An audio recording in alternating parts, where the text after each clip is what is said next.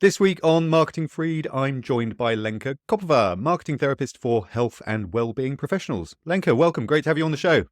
Great stuff. Look, to start things off, do you want to just dive into a little bit about your background, your career, and how you've ended up working independently in your role as a marketeer? Yeah, absolutely.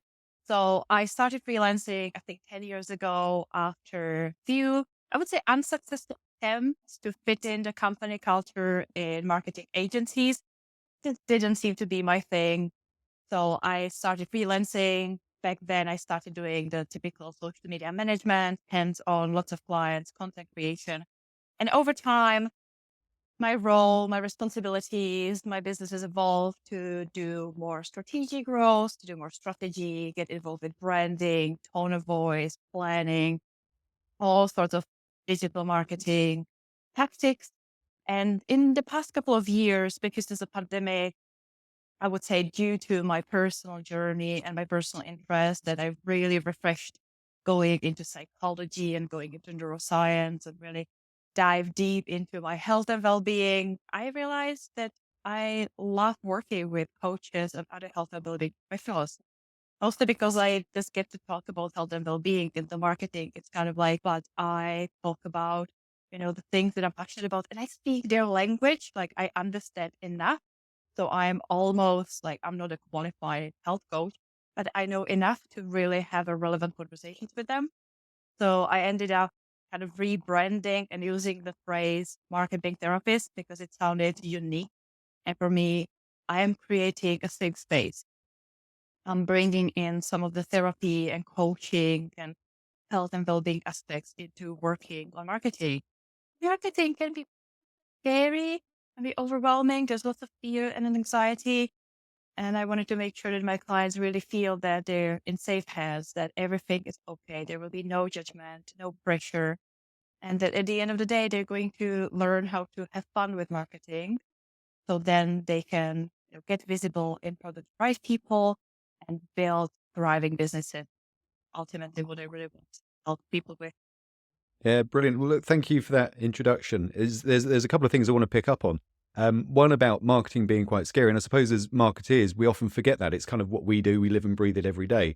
But interestingly enough, I was having a conversation just a couple of days ago with somebody, Fifi Mason, who's going to appear on the show in a couple of weeks. And she is a self-confessed introvert, and so she's now specialising in helping people who they've got something interesting to say. Perhaps they've got a technical, maybe an engineering type background. So they're not necessarily the people that are used to putting themselves out there. And it's helping make sure that they're not self-silencing. It's giving them the confidence that actually it shouldn't be that scary. It's about making sure that they feel confident in getting their opinions across and that they do have something valuable to add.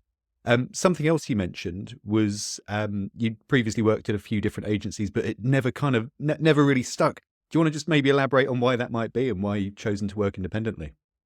There's something about company culture that even though marketing agencies look very cool and sexy from the outside, with all the company perks, there, at least in those agencies I was involved in, there was always a bit of a toxic culture in there that it was by default that you worked overtime, that, just a fit for me as a human with interest and alignment with those companies. It just wasn't there. And when I then job hunted and tried to find another job, I almost always kind of talked myself out of it.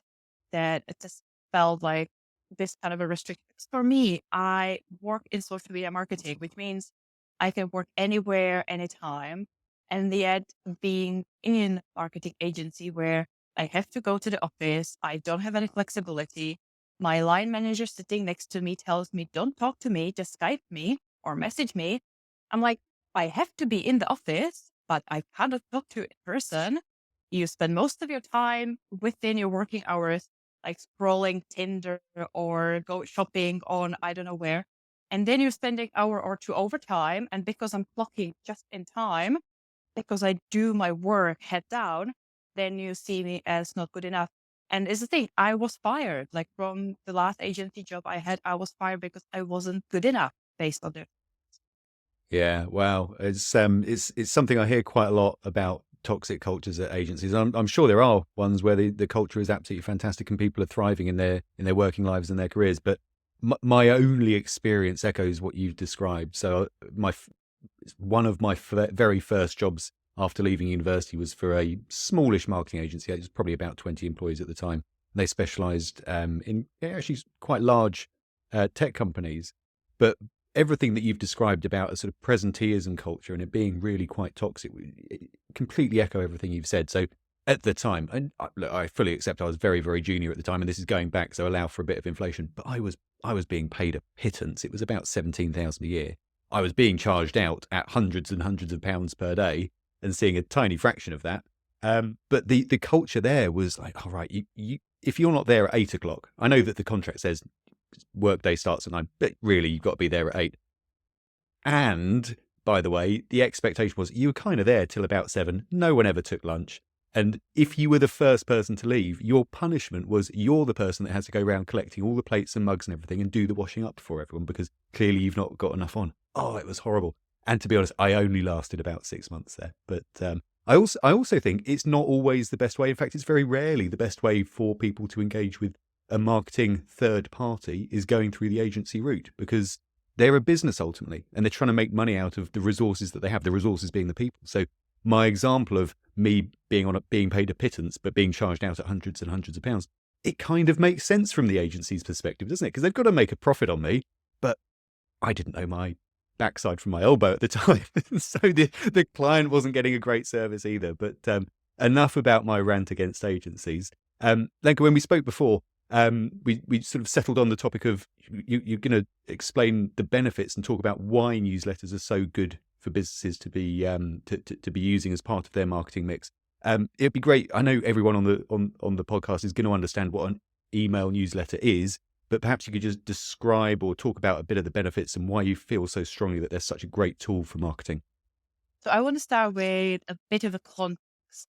I want to make it very clear that I come from a service provider perspective.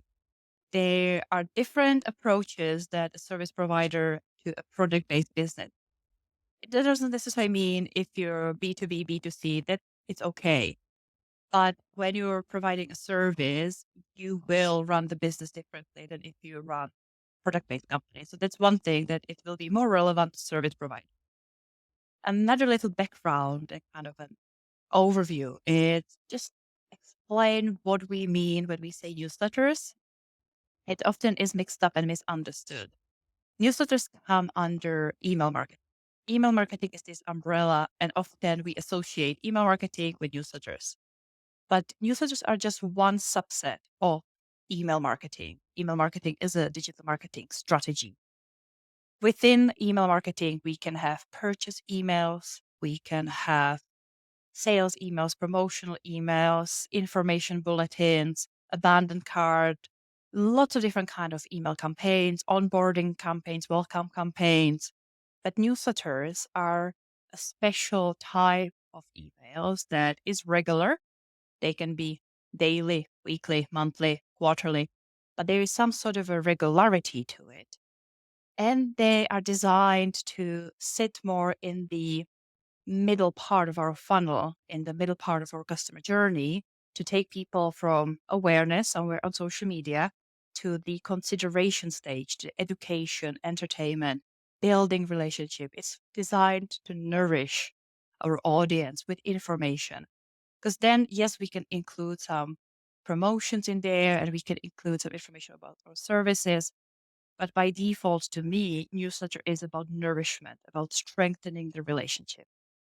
And when I talk about relationship, beauty, the magic of newsletters to me, it's in the fact that so far, our inbox is the only place in the digital world where we don't have an algorithm that would be controlling who we see when we see it. When we go to social media, when you go even to websites, there is an algorithm. There's someone somehow controlling when, where, who is going to see our content. If we give permission to be emailed, to give out our email to someone, to access our inbox, we are pretty sure that we are going to see the email when it was sent, it lands there at a certain time. So to me, that is a strong motivator to have a newsletter, to ask for this permission, to cherish this relationship with people, because I have much higher chance of them opening and reading and engaging with me. That's great. Thank you. It makes total sense, everything you've said. And your point about sort of owning that platform and not being governed by algorithms, I think is so important.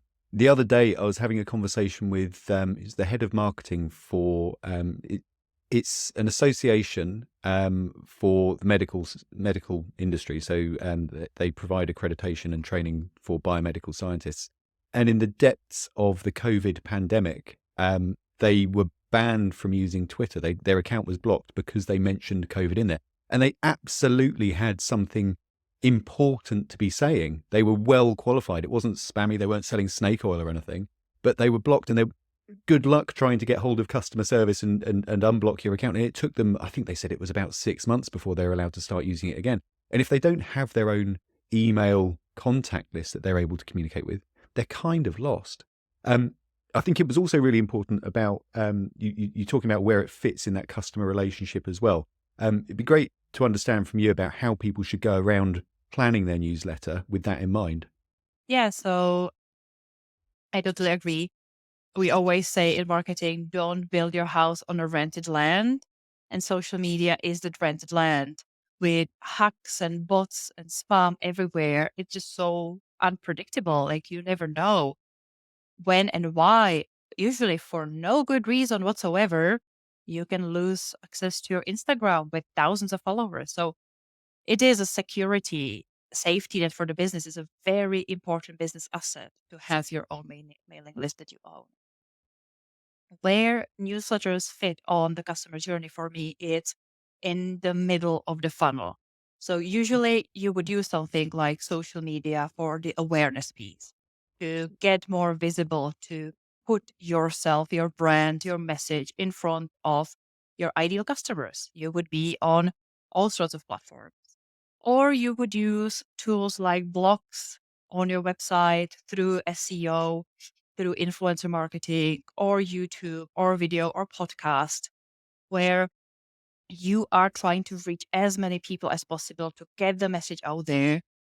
But from there, people have very limited attention span. So it's very fast. It's very not superficial, but it's something that can grab their attention, that can showcase your brand.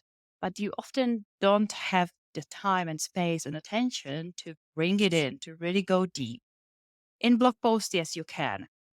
But with social media, it's usually very superficial, very short, very fast. And it's where email, for me, newsletter, is a beautiful place then to take them from awareness into consideration, because I can email them, they have more time. Like when we open our inboxes, we are already in the mindset of, well, those emails are going to take a while. I am going to strategically choose which ones I'm going to open. I am going to pay attention. And I expect to learn something new, understand the topic of the newsletter a bit better, or at least be informed that there is a new blog post on the website where I can go and find out more, or go to a podcast and listen, find out more. So it is all about the consideration. It's all about bringing in more people who really are willing and interested. We often use newsletters as the hand raiser kind of a marketing where we ask people to join your newsletter with the intention, are you interested to find out more? Then raise a hand and we're going to send you. And yes, we use tools and tactics like lead magnets and ebooks and freebies and stuff like that to be the hand raiser, to be the specific reason why people would join our mailing list. Or even simply asking people, I have a newsletter about X, Y, and Z. You're going to learn X, Y, and Z. You're going to be informed about this and this. Do you want it? Raise a hand. You're going to get it. And from there, you can use newsletter to promote and sell, but you can also then create separate email campaigns that are not this patterned, formulaic, kind of pre-templated almost type of a message. That is a specific promotional campaign where you sell, you inform, you try to convert. So newsletters would not necessarily be the ones to go to the end journey where we try to convert. Then I would say it's more of a promotional sales campaign, but it would be at the stage of nourishment. Sorry, I lost you for a moment there, Lenka. You're Yeah. talking about you wouldn't necessarily use it as a promotional sales campaign. Yeah. I think that's pretty much the end. Okay, I no, wouldn't use, yeah, Sorry for I interrupting you. wouldn't use You carry on. it. I wouldn't use it as a tool to sell, even though you can promote. I would use it as a way to get people close to the door, to get them informed, to get them ready. And then I would have a separate campaign as a promotional campaign, because newsletters often will have a pattern. They will have a template. They will have a certain look and feel that will repeat on weekly, monthly basis. They will have a certain style. There are all sorts of different styles of newsletters you can have. It can be the letter, kind of a stream of consciousness, storytelling kind of a newsletter.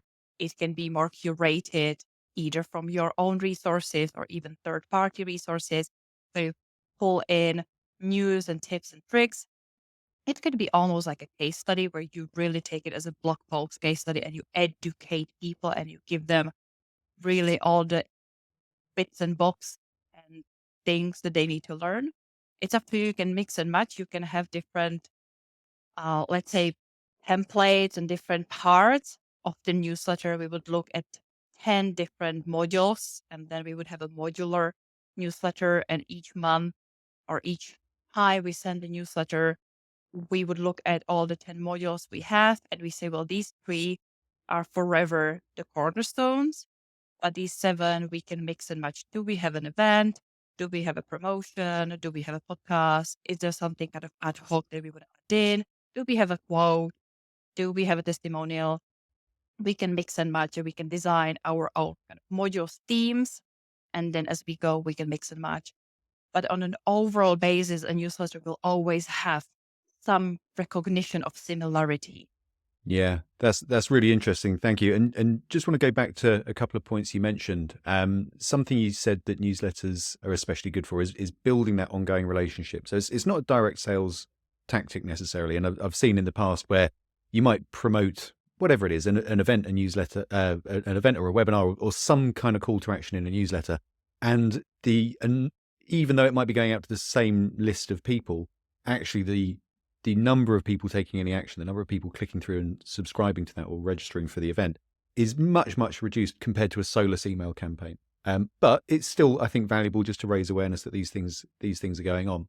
You also mentioned about there's other tactics that marketers use of getting people to raise a hand. So it might be they've registered for a webinar or downloaded a paper or a case study, etc. What are your views on whether anybody who's taken any action and sort of entered your orbit, should they all end up on a newsletter list? Or actually, should you only be getting people onto a newsletter list where they've definitely subscribed? That's a gray zone area, but obviously we have GDPR in place now that says clearly how we should treat people's emails and what we can and cannot do. And I'm not a GDPR lawyer specialist, so I don't want to get definitely into the rabbit hole, but I come from it from a moral, ethical perspective. If I have a small newsletter, I'm a small company, and I know I'm not going to be spamming people every day, and my newsletter is very aligned with the freebie, it just expands on my freebie, then as far as I inform the people that this is what I'm doing, like if you sign up to my newsletter, if you sign up to my ebook, you're going to receive my monthly newsletter, and I give them the option to unsubscribe, then I would see it as plausible.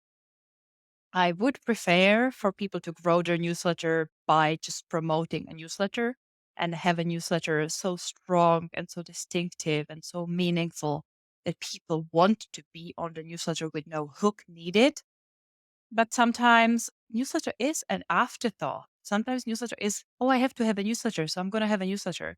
But I'm going to use all these freebies that are more specifically designed for a purpose, that are more persuasive and interesting to people to get people onto the newsletter. And the newsletter, it might be frequent, it might be valuable, but there's almost no brand, no soul, no purpose, no bigger picture structure to it. And I think that's where lots of newsletters fail short, because you go to the website and it says, sign up to a newsletter for the latest tips and tricks and news. And I'm like, everyone does that. Like, tell me something more. Tell me why. Tell me what transformation, what purpose does your newsletter have? What's in it for me? And if you can do that, then it's much more easier to convince people to sign up without using lead magnets and freebies as a sign up funnel. And just your point about using newsletters to build a relationship with people, obviously that's going to happen over time, gradually. Do you have a view on how frequently newsletters should be sent? I might be a bit controversial in how frequently.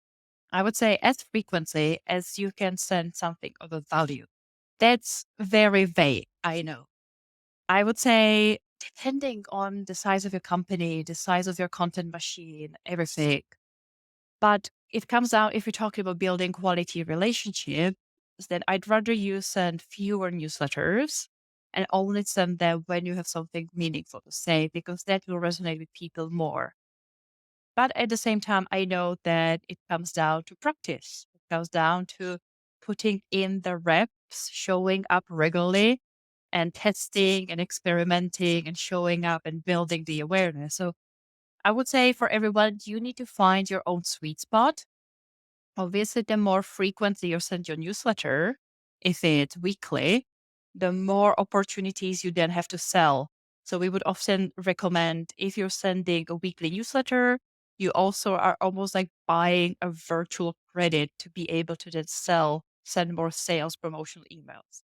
Because if I send once a month a newsletter, then I kind of don't want to send a weekly sales promotional email because the balance wouldn't be right.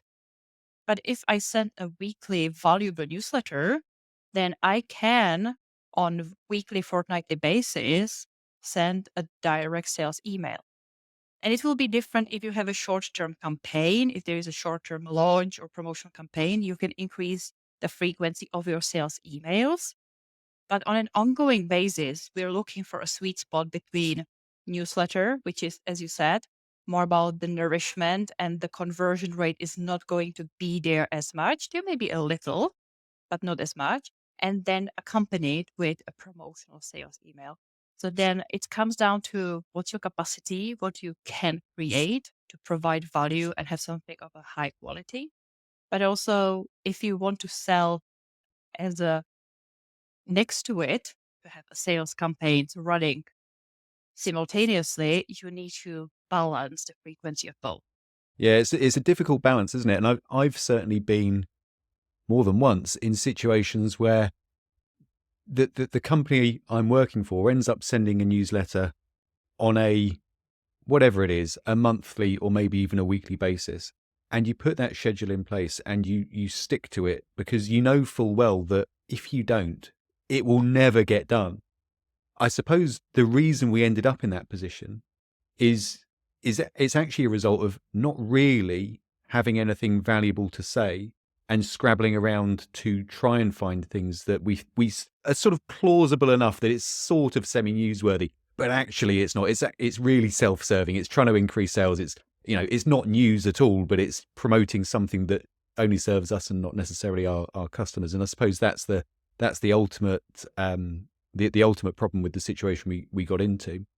Do you have any thoughts on the different styles of the newsletter that you might send? Because I've seen in my inbox a whole range of different types of newsletters. Sometimes it's really visual, sometimes it's text based only. I know which ones I tend to read, but I don't know with your experience which ones you're seeing perform best.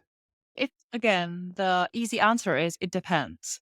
There is a sweet spot between what is your brand, what are the values and tone of voice and the personality of your brand, what really fits you better, but also a bit of a market research to understand what it is that your customers want, what do they prefer, and find some sort of overlap between those two. So some people are more naturally good at writing this kind of stream of consciousness letter style, and it fits their brand. It's a personal brand. It's very much based on their personality, on their life. So them telling stories is the way to educate, and it fits better. If it's a bigger organization and there's a lot more other content and we want to do something more curated, then that fits better with having the modular kind of that we will have multiple things here and there. If your brand is all about simplicity and minimalism, then having the bare minimum, like the shortest ever newsletter with only a couple words here and there, it's still a newsletter. Newsletter doesn't have to be an essay long. It can be very short and to the point if that's your brand. So my opinion is to find out what really fits you, your brand, and also pay attention to what it is that your customers want, what resonates with them, how they prefer to learn, what kind of information they expect from you from the newsletter. Yeah, couldn't agree more. And it's interesting you say that they don't always need to be reams and reams. They don't need to be long. And I, again, knowing the sorts of emails that I tend to engage with and spend a bit of time reading, often they don't look like your archetypal newsletter, and they're quite short, and they maybe it is sent on a weekly basis, but it feels much more like the kind of round robin letter that you might get from a long lost friend or a family member that's sort of giving you an update on what they've been up to on their travels or since you last saw them. And it's the content that actually I end up looking forward to getting. It doesn't feel like I'm being sold to. And even though I've never met these people, it feels like I know them. I think it's a really interesting approach to take with that. Do you have any tactics? I know it's going to, I guess the correct answer is, again, it will depend on your audience. But do you have any tactics that you might recommend people at least experiment with so that they start getting some data on things like open rates and click-through rates for their newsletters? Things like what maybe they should include in the subject line, and anything like that. Yeah, as you said, it depends. And experimentation comes down to, again, what is your style? So when it comes to headlines, yes, we can look at working with copywriters and some of the copywriting tricks of use numbers, use power words, use unusual words. We are luckily living in a world with lots of technology. So we have things like headline analyzers where we can put in our headlines and get a bit of feedback and see how we can tweak them. We can do A/B testing campaigns with having two different kinds of headlines and see which one performs better so we can learn. Usually, headlines or hooks will either be really persuasive when they're obscure, but they're just weird, they don't make sense, and they really kind of interrupt our pattern of scrolling. We're like, what the hell do they mean by that? If there is a very pain pointed kind of problem point question that resonates when we're reflecting on the problem, the challenge that our customers have, and when we're kind of pressing the pain point, which again, that's a ethically questionable tactic in marketing, but it's one of those tactics. Or it is then the solution. It is the very bold promise statement of, achieve this, have this, feel this, accomplish this. So, and then numbers, kind of, if we're doing a bit of a list, then having, 5 tips to do this, achieve this. But if you can think about it originally of not using 5, but maybe have 5.5, again, interrupt the common pattern. Try to think differently about that. Yeah, and I think you also end up having to be quite careful with what you do. I think trying to build some consistency in your approach makes a lot of sense. I've certainly had experiences where, say, for example, we were sending newsletters to our customers. We had a definite customer list, so it wasn't promotional. It was genuinely there to inform people about updates to a platform. And the customer team were quite, I suppose, unimpressed with the open rate. And it wasn't anything terrible, but it was pretty typical for an email campaign. It would have been sort of in the 20s or 30s of percent that were being opened by our customers, which is fine. But then occasionally there were notifications like, planned maintenance or urgent. You have to take these steps because otherwise you won't be able to run payroll next month. And all of a sudden, unsurprisingly, the open rate goes from 20, 30% to 80% or even higher. And we sort of ended up having this brainstorming session about how can we do more of this? And the correct answer isn't that you put urgent. You must take these steps in every subject line because otherwise everyone's going to ignore the ones where it genuinely is urgent, right? You just have to be very careful on the metrics that you're measuring. There's the thing, like every single email you send out, or be it social media posts or anything of that matter, has its own purpose, has it should have its own goal and purpose, which means that the goals and the metrics we're going to be measuring will be different. So yes, if we have a super important announcement that it's crucial for people to see, then the headline needs to be clear about that. And it's very likely that people will open it. If we Newsletters are on an ongoing basis, so we're not necessarily looking at having the most ridiculous open rates. We are looking to have consistency, to have consistent, reasonably high open rates, to have, if there is a link, to have a click through rate, to have as little unsubscribes as possible, to have new people joining in, and to potentially get some qualitative feedback, to get people replying, saying this was helpful, replying, saying how great it was, giving you testimonial, talking about it on social media and sharing it. So the metric of open rate is not always necessarily the key metric that really is the most telling one. It's an interesting point about getting feedback from your recipients. Um, I've so personally, I haven't ever set up an email newsletter with the intention that it's there to get replies from anybody. How would you go about actually implementing that? It comes down to, again, what business you're in. But if you're Mm. talking service providers, and me specifically working with coaches and health and well-being professionals and healers, the relationship, the trust, connection you have with the person, that is the number one priority. So then it's not surprising then when you send newsletters that are either your story, your journey, sharing some valuable tips and tricks, sharing some valuable things, or even with me, I have a newsletter that gives marketing tips, but it's with this kind of a new, joyful, breaking the rules, figuring things out, storytelling approach. I often get replies from people saying, this was helpful. I didn't know that. Giving me feedback on my newsletter, which is also lovely. I don't mind. Like people telling me, maybe I could appreciate a bit more this, I would appreciate more that. If there is a question, often why we get replies is we encourage people. We tell people, we genuinely want to hear from you. There is a prompt, there is a question, and then over time, these are not rhetoric questions. If we are putting in the effort to build a relationship, people are gonna start picking up these hints, and they will take the time and effort to reply back, sometimes quite essays. I think the key thing is you just got to ask sometimes. You've got those relationships. Not everyone's going to respond, but just find out. Just find out what makes people tick, find out what they enjoy, and incorporate that into the content that you're producing.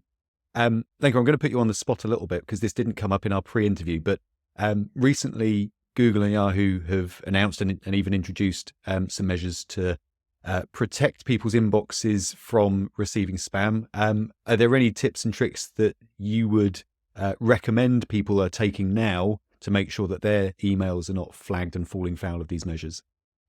Well, obviously, check those messages from Google and Yahoo, read it. I know it's annoying. Pay attention to it, but don't dismiss it. Have a look and read. If they asking you to do something, to verify something, do that.